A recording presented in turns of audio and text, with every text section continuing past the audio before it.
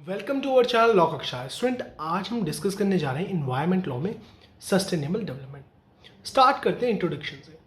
With new developments and advancements in technology, the world has also witnessed constant exploitation of nature, which has led to alarming problems like global warming, ozone depletion, climate change, pollution, deforestation, and many other environment threats. अगर हम sustainable development के crux के इस concept में crux के बारे में बात करते हैं, क्या कहना चाहता है, तो सस्टेनेबल डेवलपमेंट कहना चाहता है कि जो भी हमारे नेचुरल रिसोर्सेज हैं उन्हें इस तरीके से यूटिलाइज करें जिससे हमारी प्रेजेंट जनरेशन की नीड्स क्या हो सके, सेटिस्फाइड हो सके, और आगे जो हमारी फ्यूचर जनरेशन है उन्हें भी क्या ना करना पड़े, कॉम्प्रोमाइज ना करना पड़े। यानी कि ओवर एक्सप्लॉयटेशन हम ना करें रिसोर्सेज का। हम मानते हैं कि हमारे डेवलपमेंट को क्या है, हमारा डेवलपमेंट क्या है, जरूरी है। बट जैसे जैसे हमारा डेवलपमेंट हो रहा है, जैसे जैसे टेक्नोलॉजी क्या हो रही है, एडवांस हो रही है, वैसे वैसे हम क्या कर रहे हैं, हम अपने नेचर को क्या कर रहे हैं, एक्सप्लॉइट कर रहे हैं। यानी कि जो हमारा डेवलपमेंट हो रहा है वो किसके बेस पर हो रहा है, at the cost of environment. Example से समझते हैं। फॉर एन एग्जाम्पल, मैं क्या हूँ, बिजनेसमैन हूँ। मुझे पता है कि मेरा डेवलपमेंट है, मैं न्यू फैक्ट्री सेटअप करूंगा तो मुझे क्या होगी, अर्निंग अच्छी होगी, मेरा डेवलपमेंट होगा।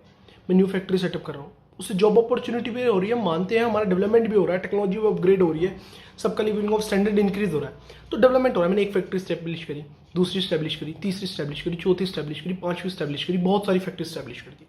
तो जहाँ मैं फैक्ट्री स्टैब्लिश कर रहा हूँ तो मुझे वहाँ एरिया भी चाहिए होगा, यानी कि लैंड की रिक्वायरमेंट भी होगी। तो मैं क्या कर रहा हूँ, जो भी फॉरेस्ट हैं, ट्रीज है, उन्हें क्या कर रहा हूँ, कट कर रहा हूँ। तो उससे क्या हो रहा है, डिफोरेस्टेशन हो रहा है। तो कहीं ना कहीं हमारा देखा जाए जो हमारा डेवलपमेंट हो रहा है वो किसकी कॉस्ट हो रहा है, at the cost of environment.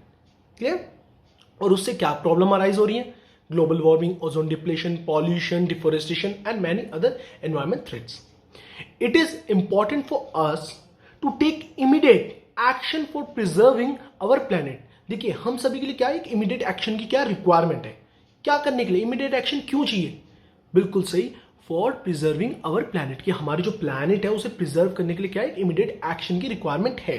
And sustainable development is the answer to better environment and secure future. यानी कि सिक्योर फ्यूचर के और बेटर एनवायरमेंट के लिए आंसर क्या है, हमारा sustainable development. In the development model that we adopted today, we are extracting natural resources like water, forest, fisheries, minerals, soil, nutrients, etc. at a pace faster than their capacity to regenerate. The result is an unstable development model. अगर हम आज के development model के बारे में बात करते हैं तो क्या हम कैसा डेवलपमेंट मॉडल को क्या कर रहे हैं, अडॉप्ट कर रहे हैं आज की डेट में।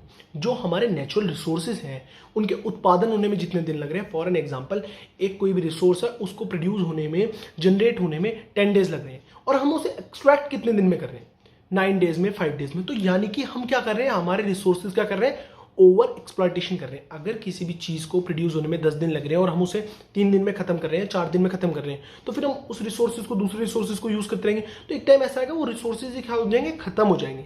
क्लियर? तो हम क्या कर रहे हैं, हमारे रिसोर्सेज को क्या कर रहे हैं, ओवर एक्सप्लॉयटेशन कर रहे हैं। हम अडॉप्ट तो कर रहे हैं डेवलपमेंट मॉडल, बट रिजल्ट क्या हो रहा है, अनस्टेबल डेवलपमेंट मॉडल। क्लियर? अब बात करते हैं origin and background of the sustainable development के, कि जो हमारा सस्टेनेबल डेवलपमेंट है इसका कैसे ओरिजिन हुआ, क्या इसका बैकग्राउंड है।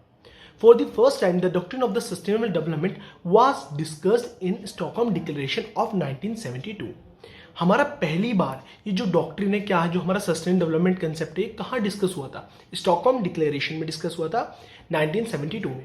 स्टॉकहोम डिक्लेरेशन 1972 बहुत इंपॉर्टेंट है। मैंने सेपरेट वीडियो बना रखी है, वीडियो कहाँ मिलेगी, सेपरेट प्लेलिस्ट बना रखी है मैंने इन्वायरमेंट लॉ की, वहाँ पे आपको ये वीडियो अवेलेबल मिलेगी, किसकी, स्टॉकहोम डिक्लेरेशन की। Thereafter, in 1987, the World Commission on Environment and Development submitted its report, which is also known as Brundtland Commission Report, wherein an effort was made to link economic development and economic protection. अब इसका second बार discussion कहाँ हुआ था, ब्रुटलैंड commission report में discuss हुआ था। वहां पे क्या हुआ था, एफर्ट्स डाले गए थे कि इस रिपोर्ट में क्या एफर्ट्स डाले गए थे, effort was made to link economic development और एनवायरमेंट प्रोटेक्शन। यानी कि एक लिंक क्रिएट करा गया था किस किस के बीच में, इकोनॉमिक डेवलपमेंट के बीच में और हमारे एनवायरमेंट प्रोटेक्शन के बीच में। हमने जैसे इससे पहली वाली स्लाइड्स में पढ़ा कि हमारा क्या है, रिक्वायरमेंट क्या है, कि हमारे डेवलप्ड होना, हमारे क्या रिक्वायरमेंट है कि हम सभी को क्या होना चाहिए, डेवलप्ड होना चाहिए, but not at the cost of environment. दोनों चीज का क्या होना चाहिए, बैलेंस होना चाहिए। अगर हम अपनी डेवलपमेंट को बहुत ज्यादा बढ़ा देंगे तो हमारी जो एनवायरमेंट होगा वो बहुत ज्यादा ओवर एक्सप्लॉइट होने लग जाएगा, और अगर हम एनवायरमेंट का बहुत ज्यादा ध्यान रखेंगे तो हमारा कभी डेवलपमेंट नहीं होगा। हम कहते हैं कि हमें कोई भी फैक्ट्री सेटअप नहीं करनी चाहिए क्योंकि उससे क्या होगा, लैंड ऑक्यूपाई होगी, पॉल्यूशन होगा। अगर हम एक टाइम पे क्या देखते हैं, सिर्फ इन्वायरमेंट को देखते हैं, तो उससे हमारा क्या होगा, बिल्कुल से स्टूडेंट्स डेवलपमेंट नहीं हो बनेगा। तो दोनों का क्या होना चाहिए, बैलेंस होना चाहिए। और बैलेंस कौन करेगा, किसका एम होता है बैलेंस करने का, हमारे डेवलपमेंट को और किसे इन्वायरमेंट प्रोटेक्शन को मेंटेन करने का एम किसका होता है, sustainable development. The concept had been further discussed under agenda of the UN Conference on Environment and Development held in June 1992 at Rio Janeiro, Brazil. Clear? तो इसका कहाँ 3 बार डिस्कशन हुआ था। फर्स्ट बार कहाँ हुआ था, स्टॉकहोम डिक्लेरेशन 1972 में। सेकंड हमारा कहाँ हुआ था, ब्रुकलिन कमीशन रिपोर्ट में डिस्कशन हुआ था। थर्ड बार कहाँ हुआ था, हमारा एजेंडा 21 यूएन कॉन्फ्रेंस में डिस्कस हुआ 1992 जून। Clear? Prime Minister Brundtland defined sustainable development as development that meet the needs of the present without compromising the ability of the future generation to meet their own needs. जैसा कि मैंने आपको crux में बताया था कि भैया हम मानते हैं हमारा डेवलपमेंट होना चाहिए, बट उसकी वजह से क्या ना हो, हमारे प्रेजेंट जनरेशन की भी नीड्स भी सेटिस्फाइड हो सके और जो हमारी फ्यूचर जनरेशन है उन्हें क्या करना पड़े, कॉम्प्रोमाइज नहीं करना पड़े। क्लियर? अब एक छोटा सा एग्जांपल देते हैं। अगर जो हमारी व्हीकल्स है हम बहुत ज़्यादा यूज़ करेंगे तो उससे क्या हो रहा है, हमारे जो फ्यूल्स है उनको हम क्या कर रहे हैं, बर्न कर रहे हैं, यूटिलाइज कर रहे हैं। जैसे हम कार में पेट्रोल डलवाते हैं, डीजल डलवाते हैं, तो उनसे क्या हो रहा है, हम फ्यूल जो हमारे रिसोर्सेज हैं, नेचुरल रिसोर्सेज फ्यूल, उनको हम एक टाइम पे बहुत ज़्यादा गाड़ियाँ रख रहे हैं। एक पर्सन 20-20 गाड़ी रख रहा है, 25-25 गाड़ी रख रहा है और डेली चल रही है वो कार, या जो इनका एवरेज बहुत कम है कार के, उन कारों को यूटिलाइज कर रहे हैं। तो उनसे क्या होगा, हमारा क्या होगा, ओवर एक्सप्लॉयटेशन हो रहा है रिसोर्सेज का। एक टाइम पे ऐसा होगा फ्यूल्स ही खत्म हो जाएंगे, हमारी जो नेक्स्ट जनरेशन होगी, हमारी जो फ्यूचर जनरेशन होंगी, वो इन फ्यूल्स का एंजॉयमेंट ही नहीं कर पाएंगी। Clear? Come to the next slide. अब बात करते हैं कोर एलिमेंट्स की। हमारे सस्टेन डेवलपमेंट के कोर एलिमेंट्स कौन से होते हैं, 3 कोर एलिमेंट्स होते हैं। First one, sustainable economic growth, social development of human being, environment protection. यानी कि अगर कोर एलिमेंट्स होते क्या है, जो हमारा सस्टेनेबल डेवलपमेंट है वो किस एलिमेंट्स पे डिपेंड करता है। देखिए, इकोनॉमिक ग्रोथ भी होनी चाहिए, हमारा ह्यूमन बीइंग्स का डेवलपमेंट भी होना चाहिए, और साथ ही साथ हमारा इन्वायरमेंट को हम प्रोटेक्ट करके भी चलें। ऐसा ना हो जैसे कि अभी मैंने पीछे एग्जांपल बनाया कि हम अपनी इकोनॉमिक ग्रोथ पे ध्यान दे रहे हैं, हम डेवलपमेंट पे ध्यान दे रहे हैं और इन्वायरमेंट पे ध्यान नहीं दे रहे। तो उसके कोर एलिमेंट्स क्या है, ये तीनों चीज को क्या करेगा, सब चीज को बैलेंस करके चलेगा। क्या? Sustainable development. Features of sustainable development. अब क्या क्या फीचर्स होते हैं हमारे सस्टेनेबल डेवलपमेंट के। First feature, sustained rise in real per capita income. There should be a sustained rise in real per capita income and economic welfare on long term basis. जो हमारी real per capita income होती है उनका क्या होना चाहिए, sustain rise होना चाहिए।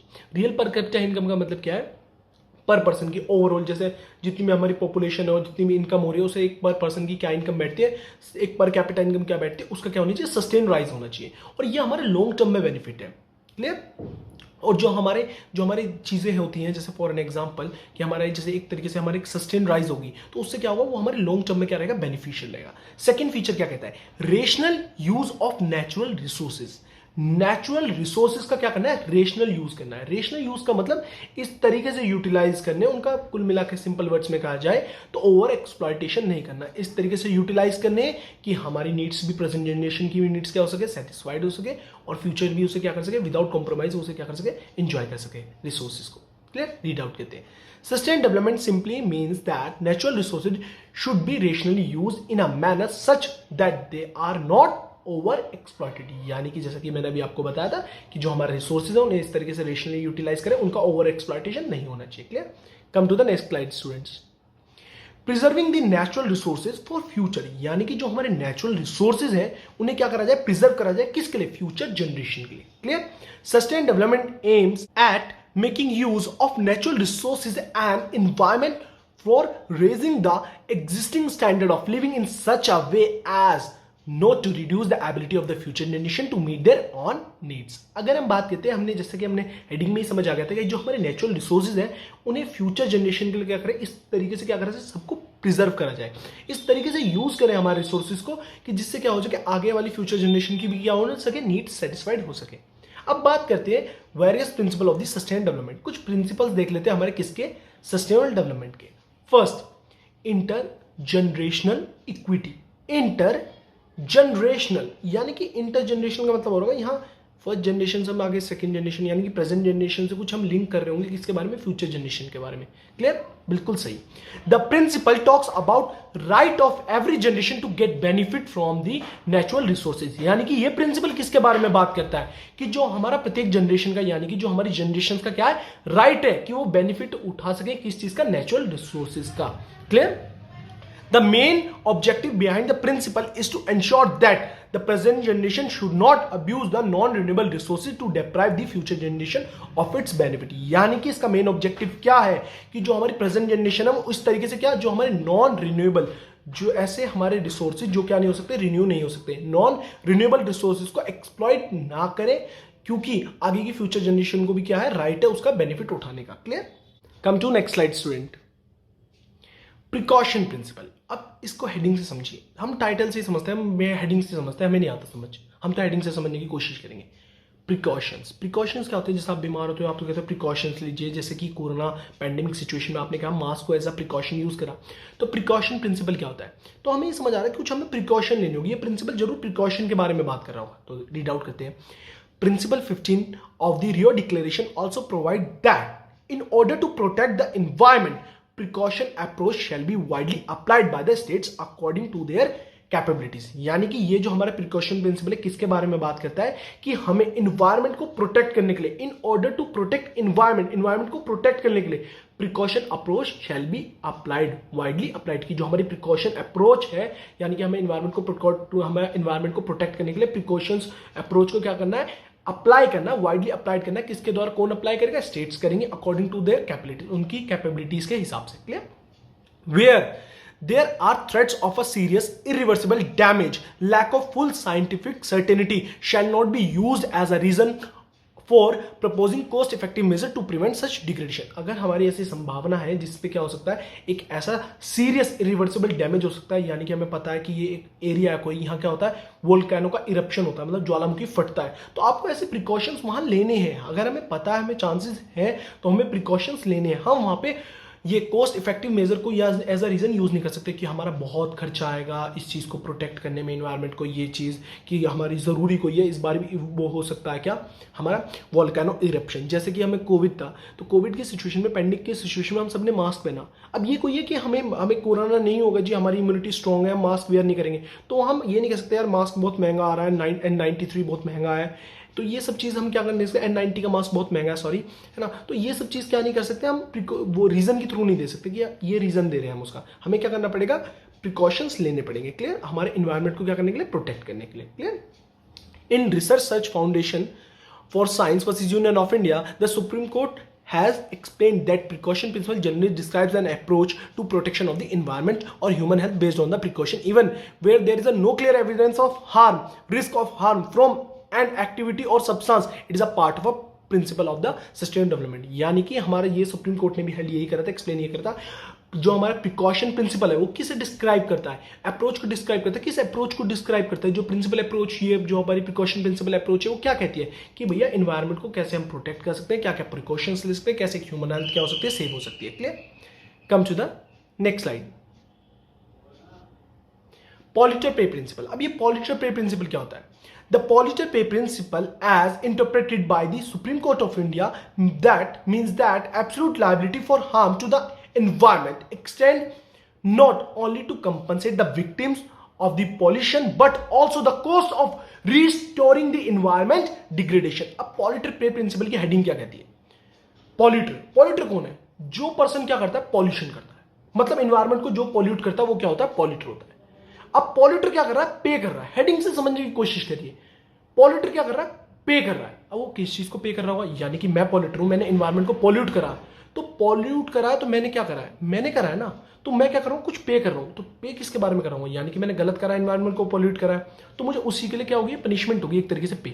तो पॉल्यूटर पे प्रिंसिपल क्या कहता है, सुप्रीम कोर्ट ने इसे इंटरप्रेट करा है कि एक एब्सोल्यूट लायबिलिटी होती है जो पर्सन क्या करता है, इन्वायरमेंट को हार्म पहुंचाता है. यानी कि मैंने क्या करा है, कुछ गंदगी करी है, मैंने क्या करा है, इन्वायरमेंट को पॉल्यूट करा है, तो उनमें जो पर्सन हार्म हुए, जो पर्सन विक्टिम्स है उस पॉल्यूशन के, उन्हें भी मैं कंपनसेट करूंगा. और ऑल्सो ये पॉइंट ध्यान से समझना, रिस्टोरिंग द इन्वायरमेंट डिग्रेडेशन, जो भी कॉस्ट लगेगी इन्वायरमेंट को रिस्टोर करने में, उसको भी क्या करूंगा, मैं पे करूंगा. फॉर एग्जांपल मेरी कोई फैक्ट्री थी, उससे गैस रिलीज हुई, क्लियर, उससे 10 बंदों की डेथ हो गई, तो मैं उस 10 बंदों को तो कंपनसेट करूंगा ही करूंगा. यहां मेरी एब्सोल्यूट लायबिलिटी अराइज हो जाएगी पॉल्यूटर की, कि मुझे पे करने की लायबिलिटी क्या है, कंपनसेट तो उन पर्सन को करूंगा ही, 10 पर्सन को जिनकी डेथ हो गई. और ऑल्सो जो मैंने एयर में गैसेस फैला दी हैं उनको रिकवर करने में, इन्वायरमेंट को जो मैंने हार्म पहुंचा, उसे रिकवरिंग कॉस्ट जो होगी वो भी कौन पे करेगा, मैं ही पे करूंगा। Clear? Once the actor is provided to be guilty he is liable to compensate for his act irrelevant for the of the fact that whatever he is involved in the development process or not। यानी कि यहाँ पे क्या, आप development process में आपकी नेग्लिजेंसीज हुआ है, किसी भी चीज हुआ, उससे हमें कोई मतलब नहीं है। अगर आप गिल्टी हैं, आपकी वजह से पॉल्यूशन हुआ है, यानी कि आपकी वजह से एनवायरमेंट को हार्म पहुंचा है, तो आप ही क्या करेंगे, पे करेंगे। अब जो ये हमारा प्रिंसिपल है, पॉल्यूटर पे प्रिंसिपल, ये एक स्लोगन पे बेस करता है। If you make a mess it's your duty to clean it. यानी कि मम्मी नहीं कहती कि आपने गंदगी फैलाई है तो आप ही साफ करोगे, तो यहाँ पे यही है, आपने गंदगी करी, आपने एनवायरमेंट को हार्म पहुंचाया, तो आप ही क्या करोगे, पे करोगे उससे सही करने के लिए। Clear? The first case on which the apex courts had appealed the doctrine of sustainable development was Valor Citizen Forum versus Union of India 1996। अब इस केस को डिस्कस कर लेते हैं एक बार। Clear? Valor Citizen Forum Welfare Forum versus Union of India AIR 1996 SC 2715 writ petition 1991। Please it's a humble request students, please आपसे हाथ जोड़ के विनती है, जैसे ये जो केसेस होते हैं उसमें साइटेशन जरूर लिख लें, क्योंकि देखिए आपके फ्यूचर के लिए भी बेनिफिशियल है। अगर आप कॉम्पिटिटिव एग्जाम दे रहे हैं, कोई भी एग्जाम की प्रिपरेशन कर रहे हैं, तो साइटेशन जितनी जल्दी अपने केसेस में मेंशन करना सीखेंगे उतना आप सभी के लिए ही बेनिफिशियल है। देखो मैं आपको यूट्यूब के थ्रू पढ़ा रहा हूँ, बट मैं आपको थोड़ी नॉलेज भी बता रहा हूँ कि ये साइटेशन वाइटेशन ये नहीं, आप स्टडी कर रहे हैं, बहुत अच्छी बात है, एग्जाम अच्छे जा रहे हैं, नंबर भी अच्छे अटेन कर रहे हैं, बट फ्यूचर को भी ध्यान में रखें। आप रेस पे भागने की जगह ना अपनी नॉलेज को भी एनहांस करने की कोशिश करें। क्लियर? इसे हम इस जो Vellore citizen welfare forum versus union of India का केस है 1991 का, इसे हम किस नाम के केस से जानते हैं? तमिलनाडु टैंड्रीज केस। तमिलनाडु में टैंड्रीज मतलब फैक्ट्रीज वैक्ट्रीज का कोई केस होगा।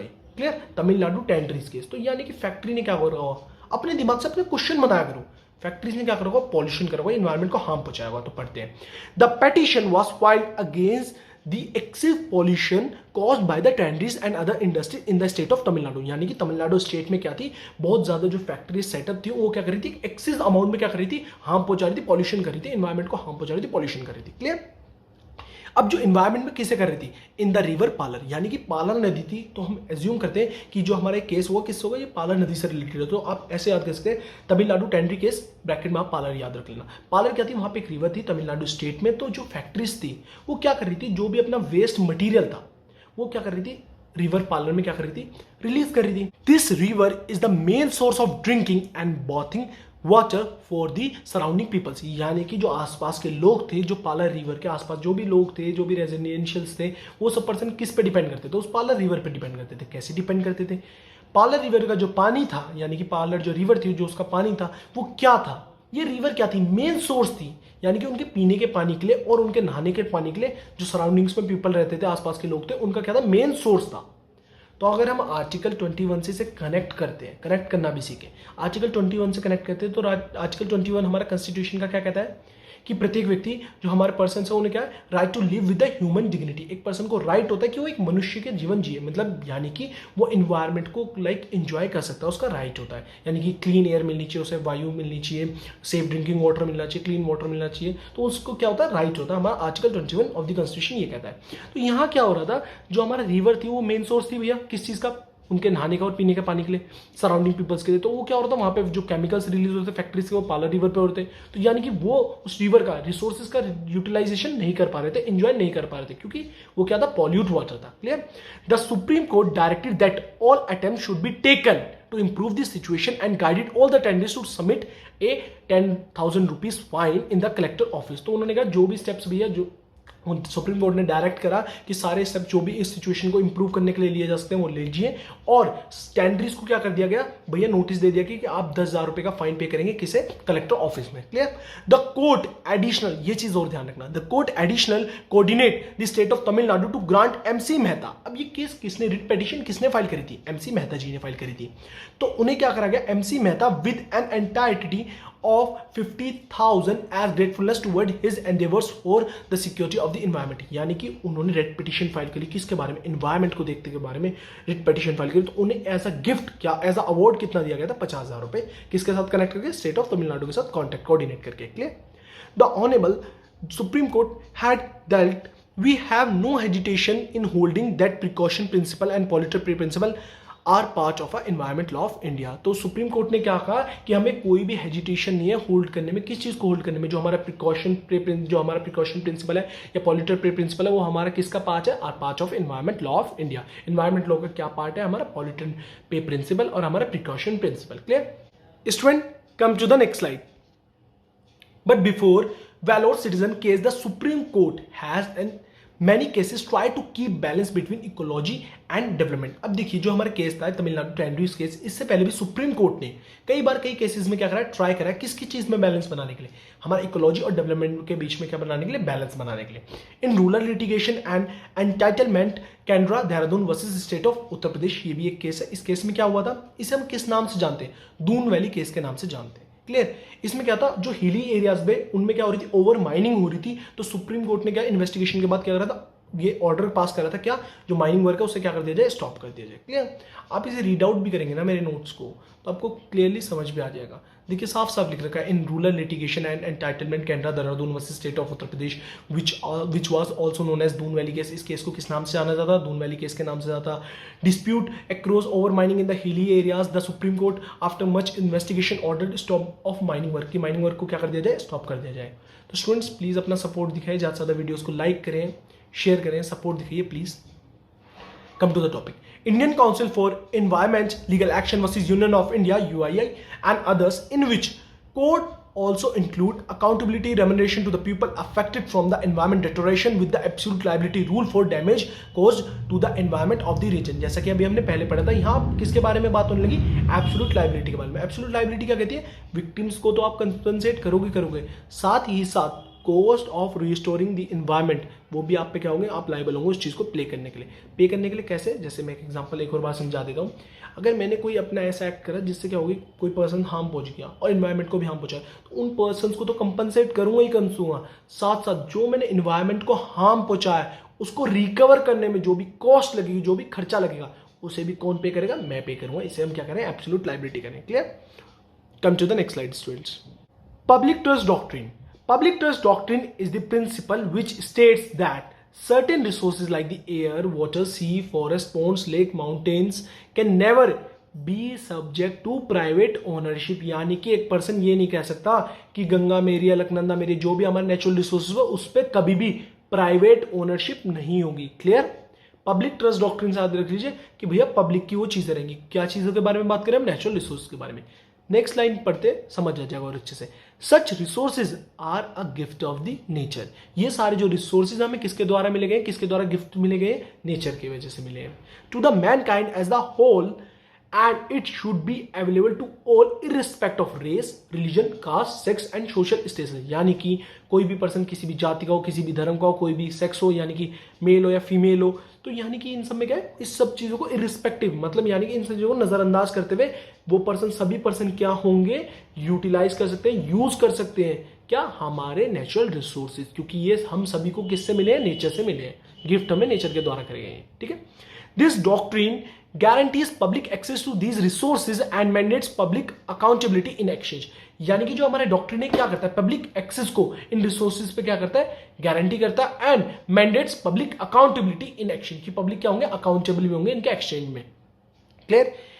Indian Constitution has inserted several articles about this, and the Supreme Court of India has delivered many landmark judgments by using the principles of public trust doctrine. हमारे Indian constitution में भी क्या करा गया है, इंसर्ट करे गए हैं सेवरल आर्टिकल्स. किसके बारे में, हमारे इन्वायरमेंट प्रोटेक्शन से लेकर रिलेटेड कुछ आर्टिकल्स है. कौन सा आर्टिकल है, article 48A, article 51AG. Clear. और हमारे जो सुप्रीम कोर्ट ऑफ इंडिया है उन्होंने क्या किया, काफी लैंडमार्क जजमेंट दिए हैं. किस प्रिंसिपल को यूज करके, by using the principle of public trust doctrine. Come to the next slide. अब बात करते हैं public trust doctrine and Indian constitution. यानी कि जो हमारा पब्लिक ट्रस्ट डॉक्ट्रिन था, जो हमने पीछे प्रिंसिपल पढ़ा था, हमारे इंडियन कॉन्स्टिट्यूशन में मैंने पीछे वाली स्लाइड में बताया था, कुछ आर्टिकल्स क्या है, मेंशन है हमारे किस में, इंसर्ट करे गए थे हमारे किस में, कॉन्स्टिट्यूशन में. तो कौन कौन से आर्टिकल हमारे मेंशन है, कौन कौन से आर्टिकल इंसर्ट करे गए थे हमारे कॉन्स्टिट्यूशन में इन्वायरमेंट को प्रोटेक्ट करने के लिए. Article 48A, article 51AG. तो आर्टिकल 48A क्या कहता है, the state shall endeavour to protect and improve the environment and to safeguard the forest and the wildlife of the country. और article 51AG क्या कहता है, to protect and improve the natural environment including forest, lake, river, wildlife and to have compassion for the living creature. यानी कि जो हमारा article 48A है वो कहता है कि स्टेट की क्या है, ड्यूटी है. क्या ड्यूटी है, to protect the environment, to safeguard the forest and the wildlife of the country.